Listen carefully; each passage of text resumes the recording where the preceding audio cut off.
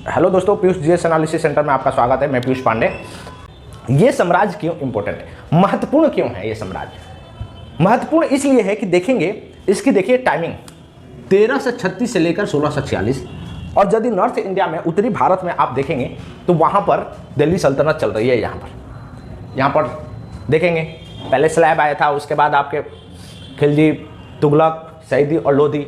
तो यहाँ जो वंश चल रहा है इसके तुगलक, और तुगलक के बाद सैदी, लोधी और बाबर तक।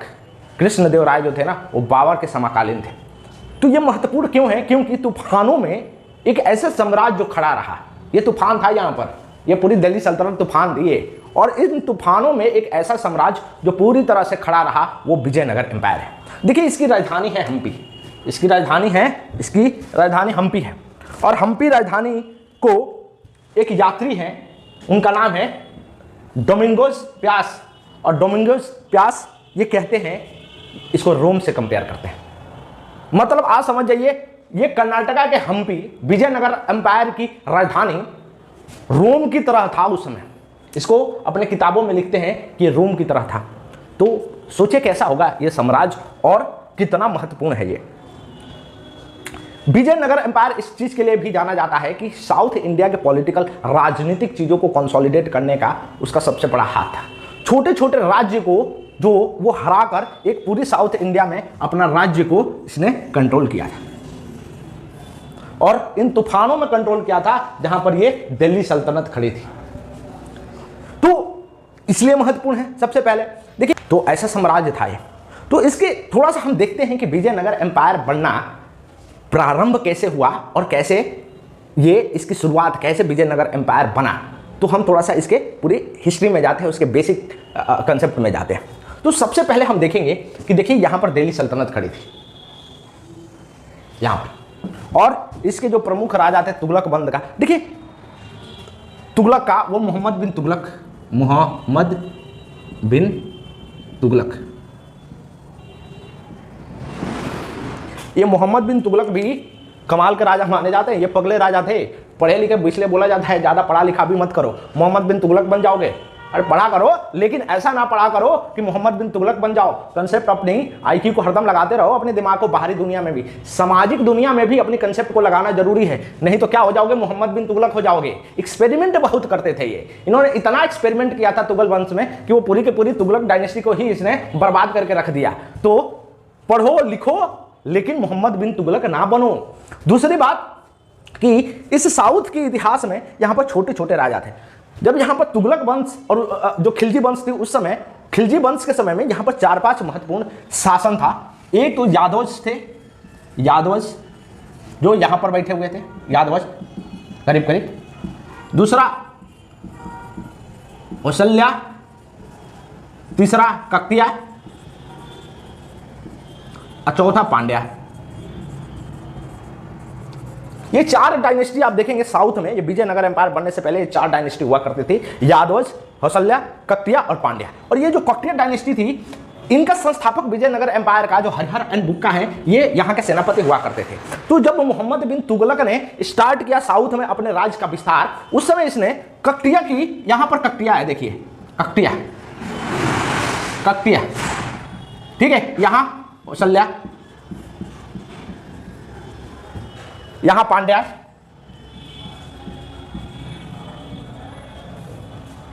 और यादव यहां से।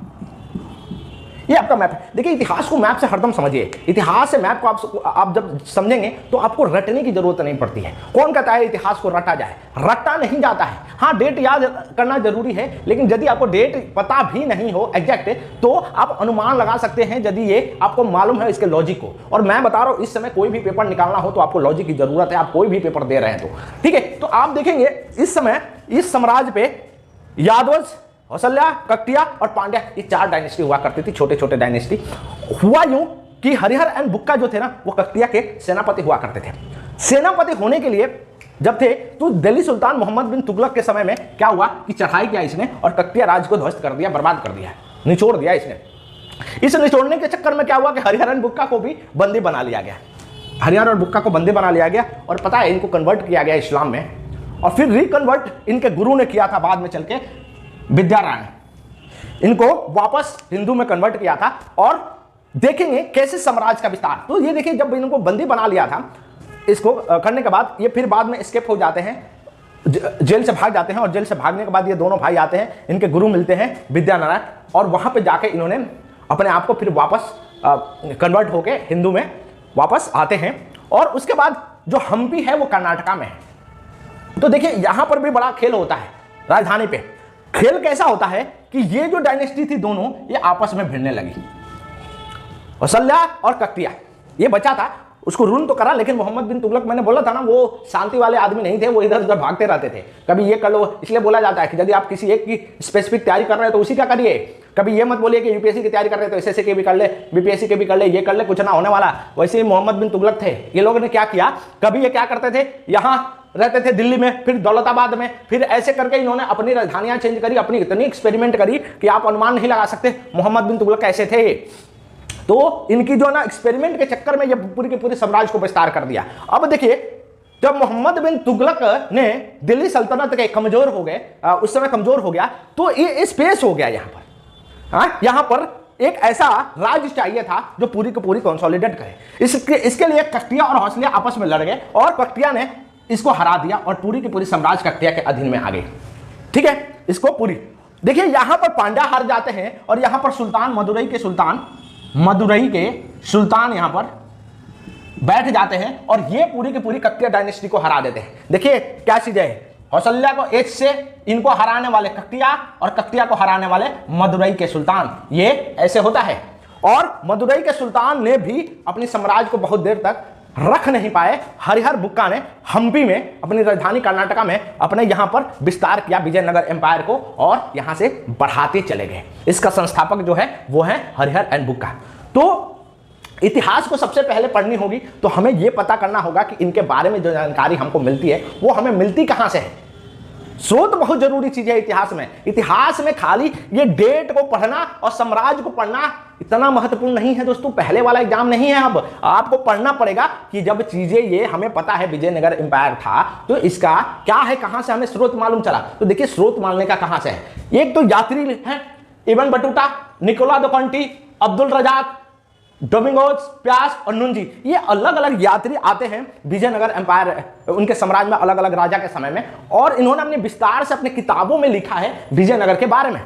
दूसरा इंक्रिप्शन है, कन्नड़ इंक्रिप्शन है, वो देवाराय वन के लिए है, देवाराय वन के लिए है। तो इनके भी इंक्रिप्शन से हमें पता चलता है, बहुत सारी जानकारियां हमें मिलती है विजयनगर एम्पायर के बारे में। देखिए विजयनगर एम्पायर में 4 वंश हुए 4 वंश। देखिए एक है संगम वंश सबसे पहला, उसके बाद सुलू, तुलु और अराविद, ये 4 वंश मिलके पूरे के पूरे 310 साल राज किए हैं, 310। और इसमें देखेंगे हरिहर एंड बुक्का, हरिहर के बाद बुक्का आते हैं, फिर इनके महान शासक होते हैं देवाराय 1, देवाराय 2, कृष्णदेव राय, ये सारे की। और ऐसे आगे के आपके वीडियो में हम बताएंगे पूरी की पूरी विजयनगर के राजाओं के बारे में, उनके विस्तार नीति कैसी थी, किस तरह से उनने अपनी कैसे शासन प्रणाली, कैसे एडमिनिस्ट्रेशन था, सोशल लाइफ कैसे था। लेकिन इतना तो मैं कहना चाहता हूं विजयनगर के बारे में कि ऐसा साम्राज्य तो शायद ही कहीं देखने को मिलेगा। सोचो जिस शहर का डोमिनिगोस, ये पुर्तगाल के थे, पुर्तगाल के, प्यास कंपेयर करते हैं रोम से,